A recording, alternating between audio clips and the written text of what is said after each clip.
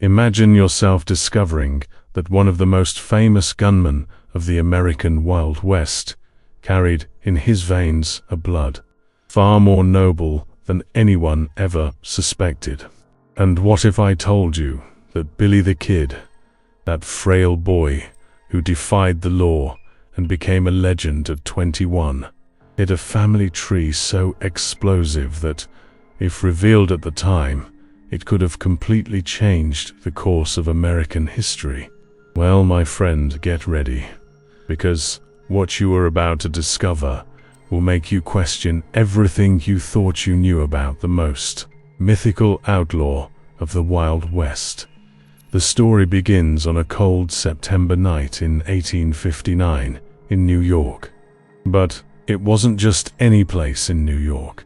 It was in a grand mansion in the Greenwich Village area, where a young Irish woman named Catherine Devine gave birth to a child who would forever change the mythology of the American West, what no one knew, and what only now, after years of digging through dusty archives and forgotten diaries, we are beginning to understand, is that Catherine was not just a simple immigrant fleeing the Great Famine of Ireland. She carried with her a secret that she would take to the grave in Silver City 16 years later.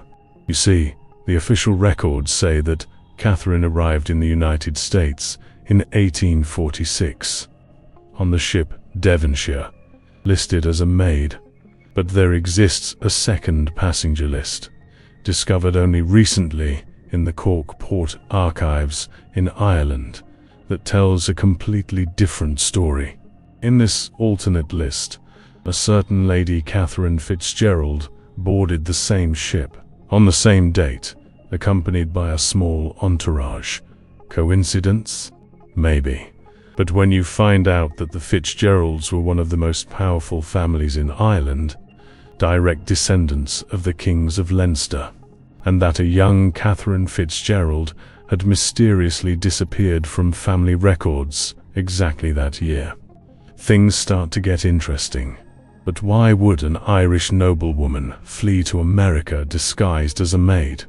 The answer lies in a scandal that shook Irish aristocracy in 1845. Catherine Fitzgerald, then 16, had fallen in love with an Irish revolutionary named Patrick McCarthy, a member of Young Ireland, a movement conspiring against British rule. When the family discovered the forbidden romance, they tried to separate them by force. But Catherine was stubborn as an Irish mule, and when Patrick was arrested by the British on charges of treason, she devised a daring plan. Using her family connections, Catherine managed to arrange Patrick's escape from Dublin prison. Together, they set sail for America, she disguised as a maid, he as a laborer. But the journey did not go as planned. Patrick McCarthy, already weakened by torture in British dungeons, died during the Atlantic crossing, leaving Catherine pregnant and alone in a new world. To protect her true identity and the child she carried, she kept the surname McCarthy and began a new life. Now, here's where the story gets even more fascinating. When Catherine arrived in New York, she did not work for just any family. Records show she was employed by the family of John Munn in Utica. What historians never connected is that John Munn was not just any wealthy businessman. He was one of the main secret financiers of the Fenians, the Irish-American revolutionary organization that planned to invade Canada to pressure Britain into freeing Ireland.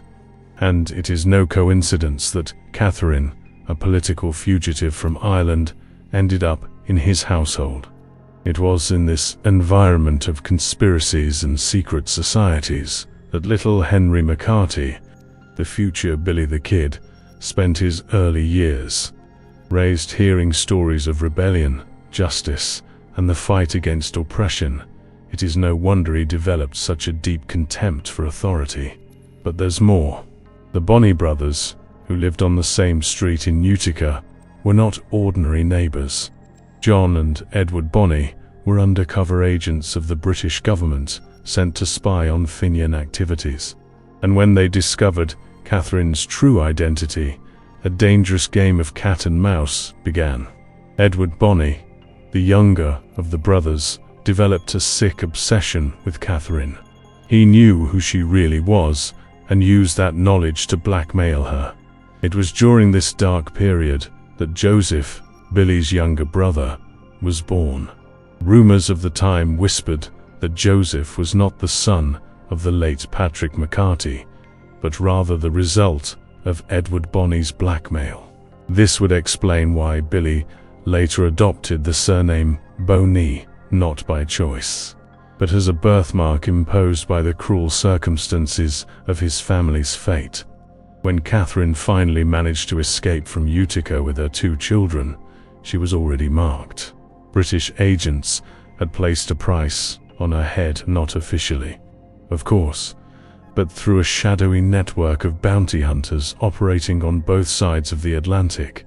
That was why she spent the following years in constant motion: Indianapolis, Wichita, Santa Fe, Silver City. It wasn't just tuberculosis that pushed her westward in search of drier climates. It was the need to stay one step ahead of those who wanted to silence her forever. William Antrim, the man she eventually married in 1873, was not the simple miner everyone thought. Documents recently found in military archives reveal that Antrim had served as a Union intelligence agent during the Civil War, specializing in covert operations in Confederate territory. When he met Catherine, he immediately recognized the signs of someone living under a false identity. But instead of exposing her, he fell in love with her courage and decided to protect her. The marriage was not just a romantic union, it was a strategic alliance. Antrim used his military contacts to create a completely new identity for the family, erasing traces and confusing pursuers. But not even he could protect Catherine from the illness that consumed her from within. When she died in September 1874, she took with her secrets that could have rewritten history. On her deathbed, Catherine made one last revelation to young Henry, then 15 years old. She told him about a chest buried somewhere in the hills near Silver City, containing documents that proved his true lineage and, more importantly, papers implicating some of the most powerful figures in America in international conspiracies. She made her son swear that he would only open the chest if his life was in mortal danger and there was no other way out. After his mother's death, Billy, as Henry came to be known, carried this secret like a weight on his back. When Antrim abandoned him, it wasn't out of disinterest, but because he had received orders from his military superiors to step away. His presence was drawing unwanted attention to the boy. Alone and helpless, Billy began his descent into the world of crime. But it wasn't just youthful rebellion. It was a calculated survival strategy. Here's the twist. Billy the Kid was not just a common outlaw. He was the heir to a noble Irish lineage, raised among conspirators and revolutionaries, trained since childhood in the art of survival and disguise. Every robbery, every escape, every confrontation with the law was not merely the impulsive act of a troubled youth. It was part of a larger pattern, a deadly dance, with forces that wanted his head, not for the crimes he committed, but for the secrets he carried. The Lincoln County War, where Billy earned his fame, was no coincidence. John Tunstall, the English businessman who became Billy's mentor, had deep ties to Irish revolutionary circles in Europe. When he discovered who Billy really was, through secret codes the boy had inadvertently revealed, Tunstall saw an opportunity. He planned to use Billy's true identity as a bargaining chip in international political negotiations. But before he could execute his plan, he was assassinated. Tunstall's murder was not just a local business dispute. It was an execution ordered by international agents who had learned what he knew. Billy, swearing revenge and waging war against Tunstall's killers, was not merely avenging a friend. He was fighting against the same shadowy machine that had destroyed his family. The famous 21 men Billy supposedly killed. Legend says it was one for each year of his life, but the truth is even more symbolic. 21 was the number of members of the secret Anglo-American council that had ordered the persecution of his family. Each man Billy eliminated was not a random victim, but a carefully chosen link in a chain of conspiracy stretching across the Atlantic. Pat Garrett, the man credited with killing Billy the Kid, was far more than a simple sheriff. Documents discovered in the Pinkerton archives revealed that Garrett was specifically recruited for this mission because of his experience in eliminating subversive Irish elements. He was trained in silent assassination techniques and had express orders to ensure that Billy took his secrets to the grave. But here is the most extraordinary part of this whole story. Billy the Kid may not have died on that fateful night in July of 1881. Eyewitnesses reported inconsistencies in the official story. The body was buried quickly, without the traditional public display common for famous outlaws. And the most intriguing detail, in the years that followed, at least 3 different men appeared in different places in the United States and Mexico, each carrying personal objects that only Billy could have had, each knowing intimate details of his life that were never made public. One of these men, known as William Bonney Roberts, lived until 1950 in Texas. Before he died, he left a recorded testimony in which he revealed extraordinary details about the McCarty-Fitzgerald family tree. According to him, there were other descendants of the lineage scattered across America, living under false identities, guarding pieces of the genealogical puzzle. He mentioned cousins in Chicago who became influential figures in the labor movement, a niece in Boston who married a senator, and even a son Billy supposedly had at 17 with a young Mexican woman from an aristocratic family in Mesilla. This son, secretly raised in Mexico, is said to have become a revolutionary during the Mexican Revolution, fighting alongside Pancho Villa. Documents found in Villa's archives mention a mysterious El Heredero Erlands, the Irish heir, who was treated with almost reverential respect by the revolutionaries. The physical description, strikingly similar to Billy the Kid, short, slim, piercing blue eyes, and a supernatural skill with firearms. The Mexican connection runs even deeper. The child's mother was not just any young woman. Maria Isabella de Cordoba y Aragon was a direct descendant of the Spanish conquistadors, with royal blood running through her veins. Her father, Don Alfonso de Cordoba, was one of the wealthiest men in New Mexico, but also a secret sympathizer of the Irish cause, having lost lands to the Americans after the Mexican-American War. When he discovered that his daughter was pregnant by Billy the Kid, instead of scandal, he saw destiny.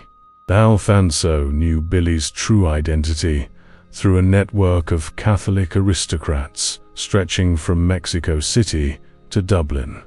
For him, the union of his daughter with the heir of the Fitzgeralds was not a disgrace, but a sacred alliance between 2 noble lineages oppressed by Anglo-Saxon imperialism. He provided protection and resources for Billy during his years on the run, using a network of farms and hideouts spread along the border. It was Don Alfonso who orchestrated the final escape plan. On the night Billy supposedly died, a double was put in his place, a young man in the terminal stage of tuberculosis, who agreed to die as Billy the Kid in exchange for a lifetime pension for his family. The real Billy was smuggled across the border in a false coffin, ironically pretending to be dead in order to live. In the years that followed, Billy lived under multiple identities, as William Roberts in Texas, as Juan Hernandez in Mexico, as Patrick Fitzgerald in Argentina. Yes, he even made it to South America, where communities of Irish expatriates had created a secret society dedicated to preserving Celtic noble lineages in exile. In Buenos Aires, cemetery records from Recoleta show the burial of a certain Patricio Fitzgerald in 1926, whose tombstone bears Celtic symbols intertwined with motifs of the American Old West. But the story does not end there. In the 1960s, during excavations for the construction of a shopping mall in Silver City, workers found a metal chest buried exactly where Catherine Antrim had indicated. Inside, along with genealogical documents confirming the Fitzgerald lineage, there was something even more explosive. Letters exchanged between members of the European aristocracy, discussing a plan to establish an independent Irish kingdom in the American West, using the desert lands of New Mexico and Arizona as a base. Billy the Kid was to be crowned as king of this new realm, uniting Irish, Mexicans, and Native Americans in an alliance against Anglo-American expansion. The plan, dated 1870, had the secret support of powerful figures, including members of the Catholic Church, dispossessed Mexican aristocrats, and even some Apache tribes who saw in Billy a kindred warrior spirit. The letters also revealed that Catherine's tuberculosis was not natural. She had been deliberately infected by British agents who had discovered her location. It was a form of slow and cruel assassination, designed to look natural and not arouse suspicion. Billy discovered this through a deathbed confession from one of the men he killed during the Lincoln County War, a supposed cowboy who was, in fact, an infiltrated British agent. This revelation transformed Billy from a young rebel into a man with a mission. Every bullet fired, every daring escape, every challenge to authority was a personal act of war against the system that had destroyed his family.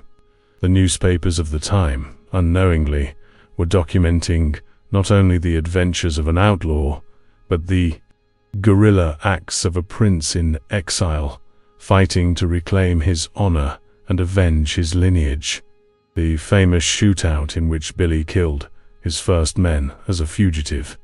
The dead were members of a secret society called the Watchers, established to monitor and eliminate descendants of Irish noble lineages in the Americas. They had tracked Billy to Arizona and planned to execute him silently. But Billy, trained since childhood by Fenian veterans who frequented the Munn household, was prepared. Billy's legendary skill with firearms was not merely natural talent. Among the papers in the chests was an Irish military training manual, annotated in Catherine's hand, detailing quick-draw techniques developed by Irish rebels. Billy had been trained in these techniques since the age of 7, practicing with wooden pistols before he could even hold a real gun. He was literally a warrior prince raised for battle from the cradle. Even more fascinating was the revelation that Billy maintained coded correspondence with other descendants of Irish noble families scattered across America. Using seemingly innocent newspaper ads about horse and cattle sales, he exchanged information on enemy agents' movements and coordinated resistance actions.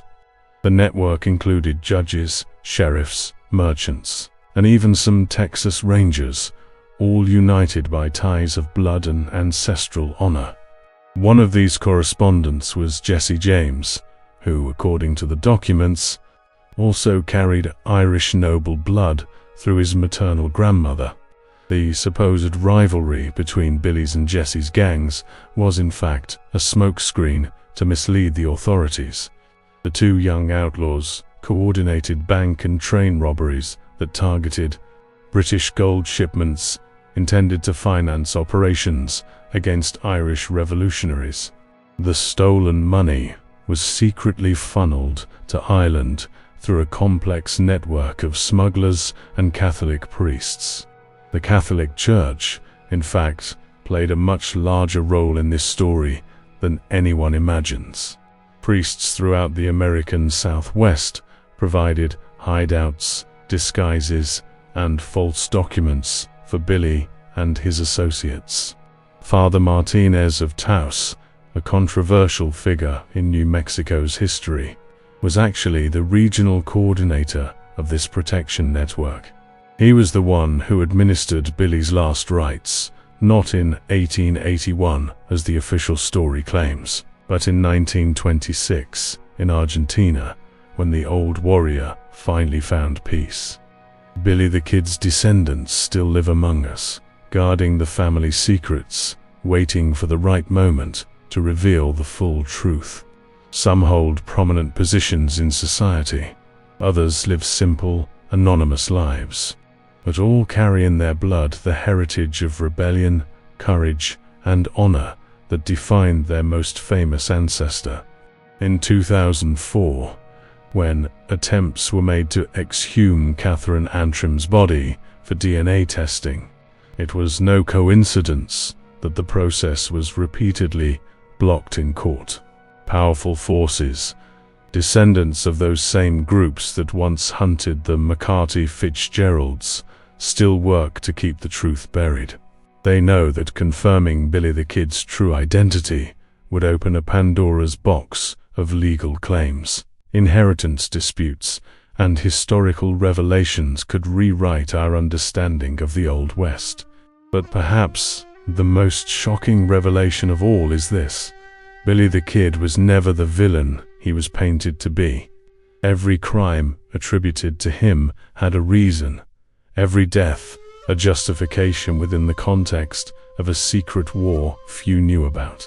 He was a soldier fighting a battle that had begun centuries before his birth, and that continues, in different forms, to this day.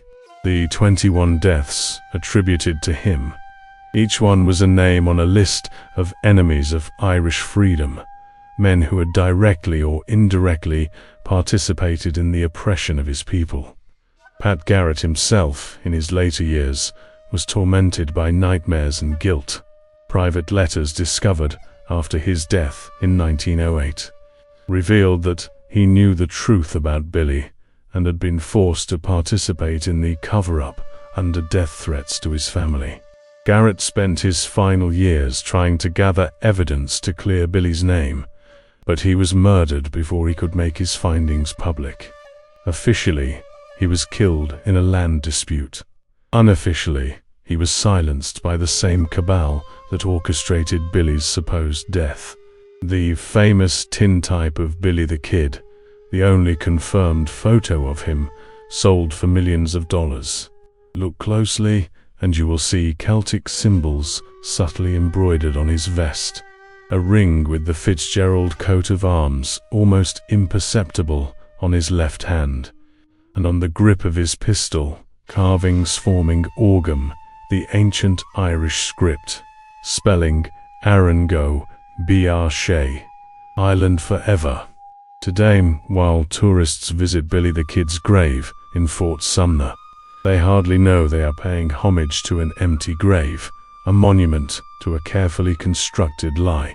The real Billy the Kid, William Henry McCarty Fitzgerald, Prince of Leinster, in exile, freedom fighter, avenger of his lineage, rests in Argentine soil, surrounded by his descendants who keep alive the flame of truth. Recently declassified Vatican documents suggest that there was even an attempt to canonize Billy the Kid as a martyr of the Catholic faith and of the struggle against Protestant oppression. The proposal, secretly presented in 1930 by Irish and Mexican bishops, was rejected not for lack of merit, but because revealing the truth about Billy would compromise many other secrets the Church holds about noble Catholic bloodlines in the Americas. And here's something that will make you rethink everything that Chess found in Silver City in the 1960s. It mysteriously disappeared from police archives a week after being discovered.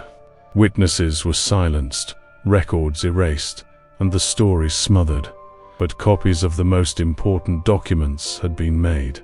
Those copies still circulate today in the black market for historical documents, sold at astronomical prices to collectors who know their true value. One of those copies reveals the last piece of the puzzle. Billy the Kid had a sister, an older sister whom Catherine had left in Ireland in the care of nuns when she fled. This sister, Margaret Fitzgerald, grew up, married an Italian count, and her descendants today form one of the most influential families in Europe. They know the truth about their American cousin and keep in their private archives irrefutable proof of Billy's true identity.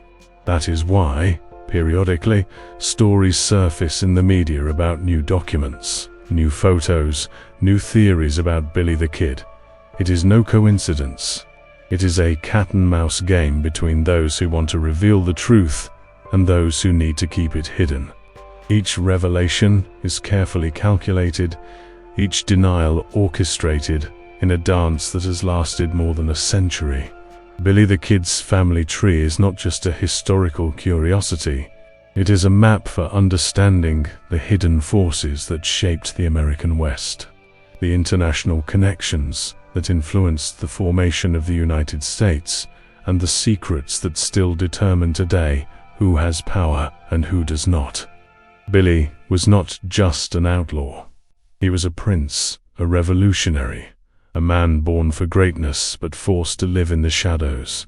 His real story, the story they tried to erase, is about noble blood running in outlaw veins, about Irish castles echoing in the deserts of New Mexico, about an ancient war fought in new territory. It is about how sometimes the hero must wear the mask of the villain, how truth must disguise itself as legend, and how the greatest secrets of history are hidden not in secret archives, but in the ballads and myths we tell about our favorite anti-heroes. Did Billy the Kid die at 21? Or did he live until 90, watching the world he helped shape become something even his worst enemies could not have imagined?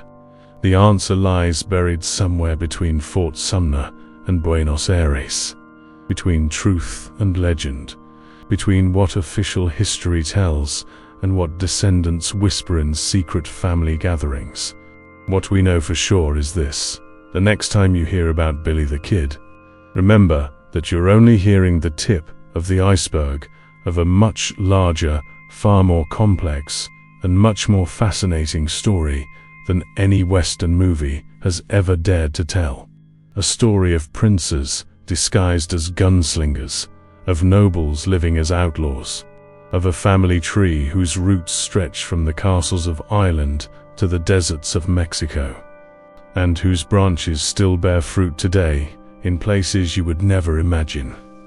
And if, after discovering all this, you're fascinated and want to hear more incredible and revealing stories like this one, don't forget to subscribe here to the channel. Turn on the notification bell so you don't miss any updates, because I guarantee there are many more historical secrets waiting to be revealed. Leave a like if you are also left speechless by these revelations about Billy the Kid. Drop a comment below with your thoughts and share it with that friend of yours who loves a good historical conspiracy theory. See you next time, partner.